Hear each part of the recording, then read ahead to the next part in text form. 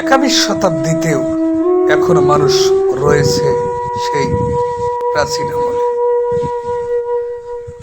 সাপে কাটা সন্তানকে কলার ভেলায় ভাসিয়ে দিয়েছে ভারতের উত্তর প্রদেশ হতে। কলার ভেলা ভাসতে ভাসতে সীমান্ত ক্রস করে চলে এসেছে কুড়িগ্রাম জেলার ভিতর দিয়ে ব্রহ্মপুত্র নদীতে। নিয়তির নির্মম পরিহাস। ভারতের অনেক অঞ্চল রয়েছে যারা এখনো সেই মানদত্তা আমলের কথোপকথন বিশ্বাস করে প্রত্যহ জীবন ধারণ করে।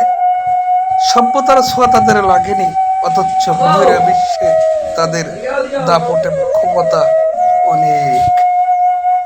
তারা বিশ্বে চতুর্থ অর্থনৈতিক শক্তি হিসাবে আবির্ভাব হয়েছে বটে, কিন্তু মানুষ হতে পারেনি।